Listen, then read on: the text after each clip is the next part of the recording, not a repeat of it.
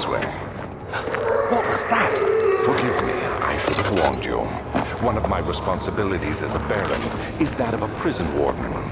This is where criminals are locked up. Like a dungeon? Very much so. Come, don't linger.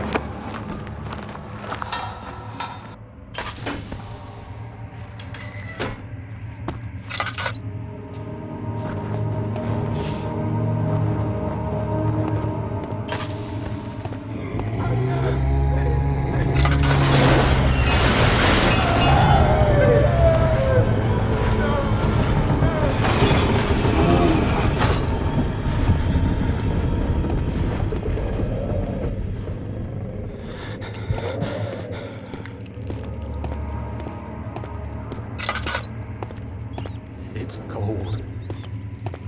It's so cold.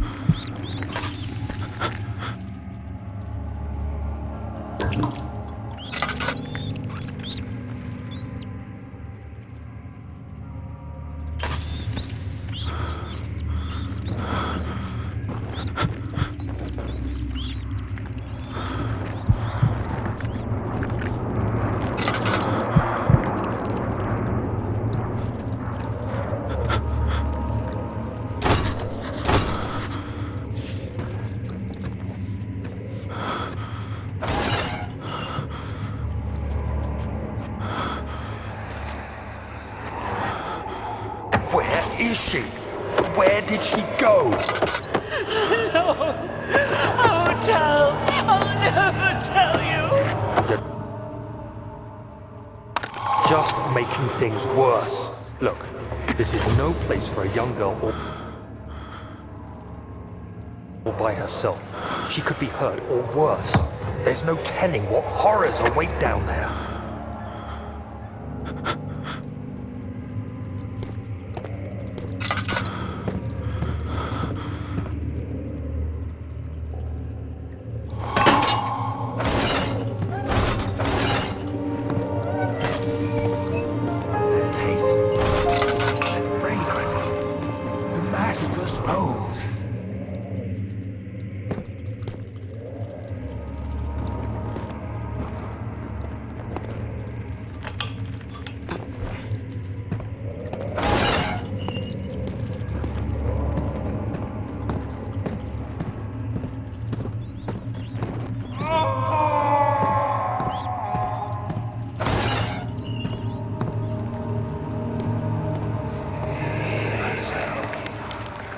But Mother, I don't want to leave without you. Hurry, child. You must go. Find Gabriel, the Outrider, and tell him to alert the King's men. No, you come too. Please, we don't have time to make the hole any wider. But... Somebody's coming. Hurry. I'll cover the hole with the bed. Everything will be fine. I promise.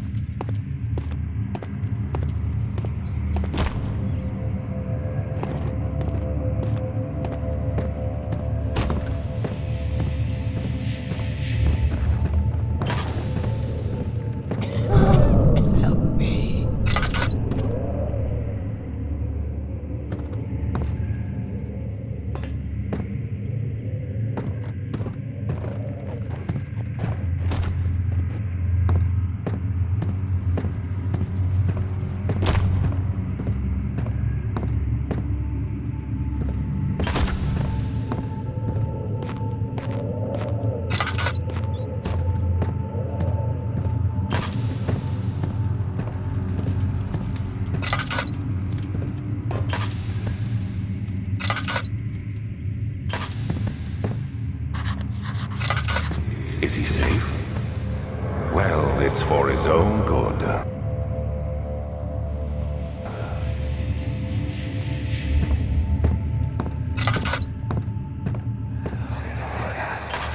Hey, you! Stop! Don't come any closer. I just want to leave. You can't go outside. It's too dangerous. I'm telling Gabriel. I doubt that very much.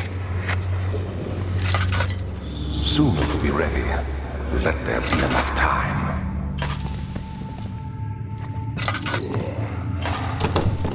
He escaped? Where is he now?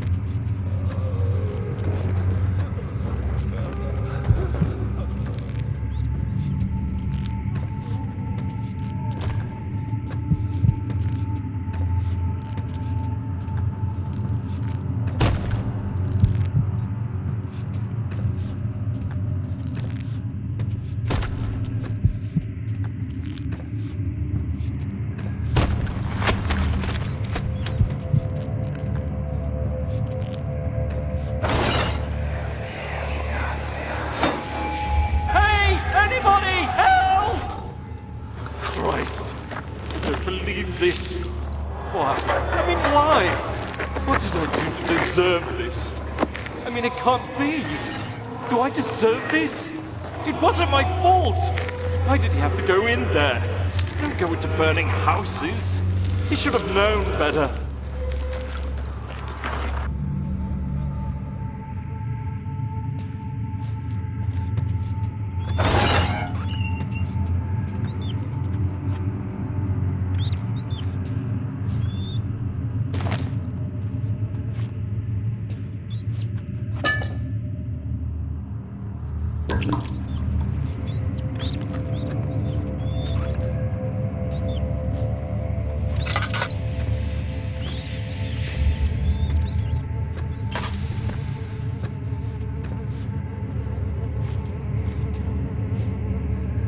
Of August, 1839. I have arrived at the village of Altstadt. It's a haven in the midst of a vast forest and the last stop before my final destination, Castle Brennenburg. It's late in the evening, and the outrider, who has been with the coach since Bremen, advised me to wait until morning before I venture further. I've arranged for a bed at Der Müller, the village's only inn, and am now waiting for the sun to rise. I try to sleep, but as I close my eyes, I see the men who fell victim in London. My fear and shame forces me to witness the same scenes over and over. They are dead because of me.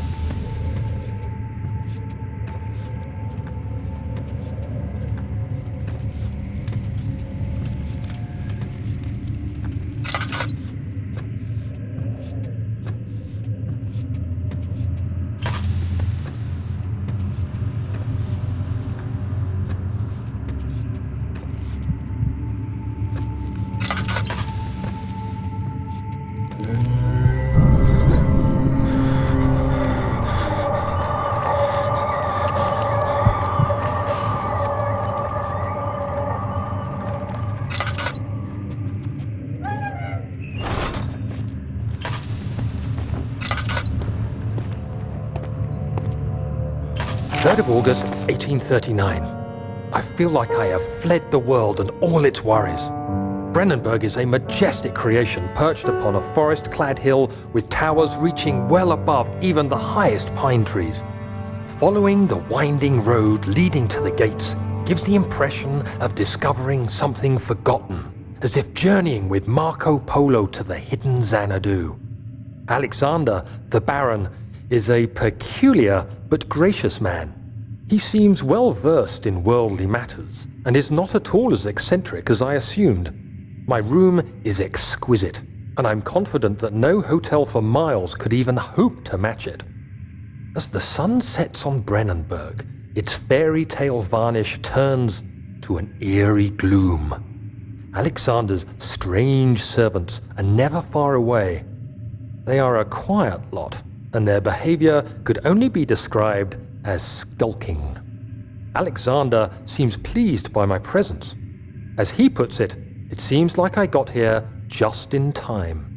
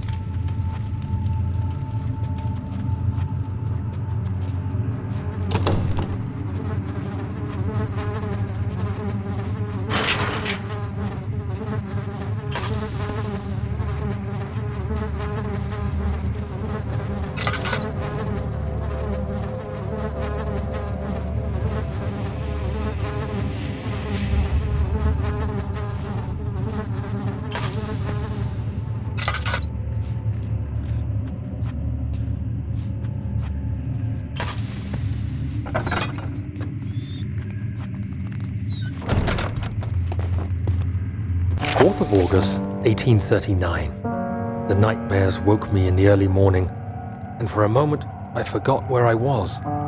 Shortly after, there was a knock on my door. Alexander had heard my screams and asked me to join him in the parlor. As we drank our tea, Alexander began to tell me what he knew. It seems like the orb I found casts a long and dark shadow. It's not only a powerful item, but a dangerous one. Simply by touching it, you invoke the powers within, and if you are too weak to control it, it will devour you.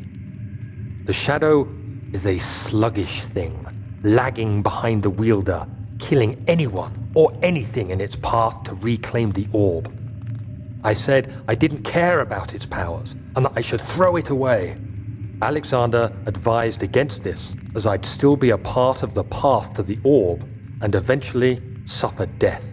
Having the orb, I would at least have the chance to fight back when the time came. I asked Alexander what he meant when he said he could protect me, and he answered that things can be done, but at a price.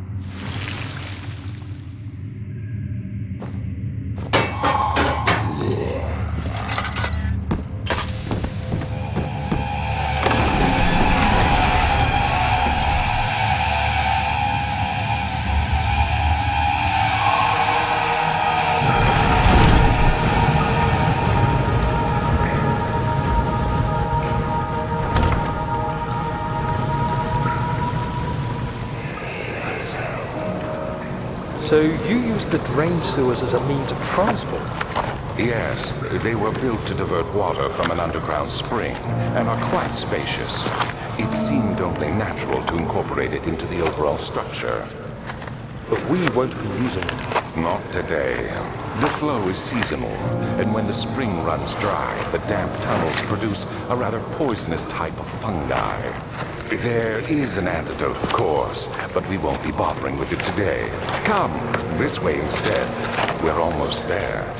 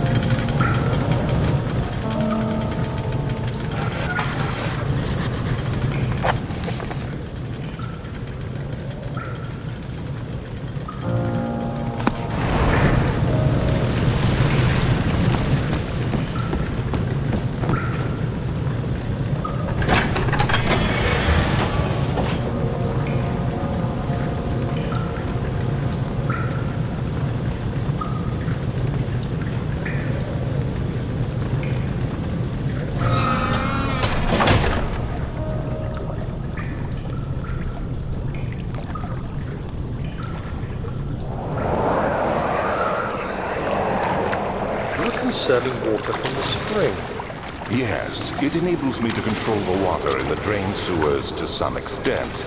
Also, it can be used for all sorts of purposes. Like for drinking? Well, that too. But mostly to run different machines. Ah, like water mills. Exactly.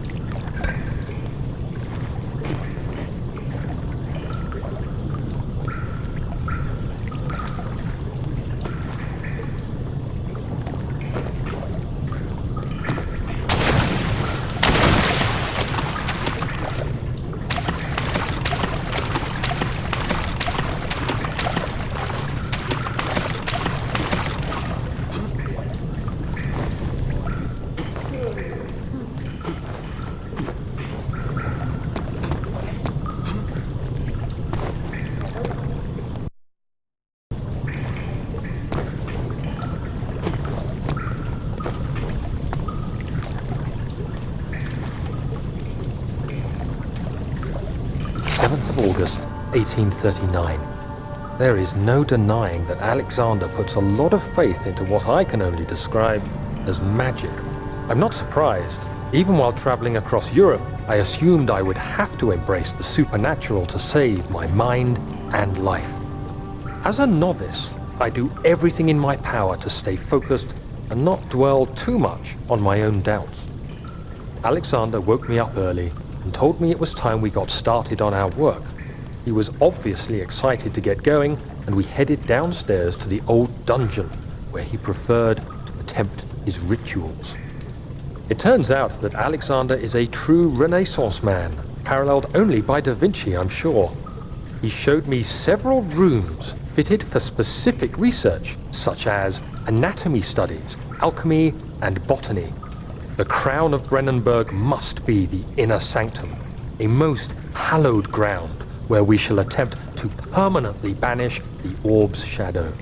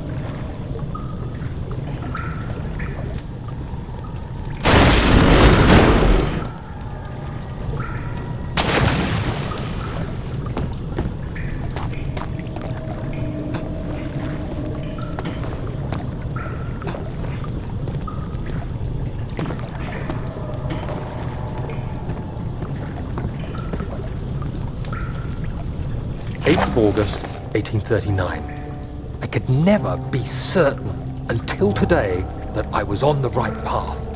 Using my orb, Alexander managed to channel its power unto us. The inner sanctum flared with blue, fiery light, and I could feel the same things I felt in the dark chamber in Algeria. It was like standing in a mad whirlpool of impressions. It was terrifying. But Alexander kept calm and wielded strange tools of science in order to tame the storm. Suddenly, the blue light was stained by strains of red, and the walls burst with pulsating tissue resonating with the scene. Alexander quickly covered the orb in some cloth, and the unspeakable thing vanished. Apparently, the orb's shadow is closer than Alexander thought. He said I should prepare for a warding ritual tomorrow. I'm not sure what he expects, but I have a bad feeling about this.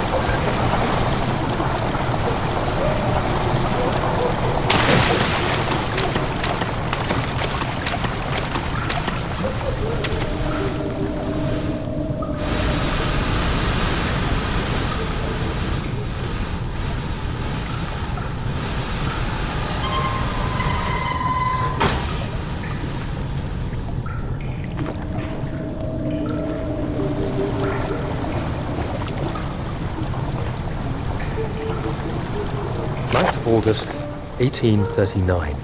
It is still early, and Alexander is busy preparing for the ritual later today. Seeing him this worked up makes me question why. What does he stand to gain? I realize he is curious about it all, but surely there must be more. Is he so foolish he will attempt to tame the power of the orb? I must admit that yesterday, when Alexander flooded the inner sanctum with blue light, I realized we had but graced the orb's true potential. This might turn out to be more than escaping a creeping shadow. It might be the beginning of something truly extraordinary.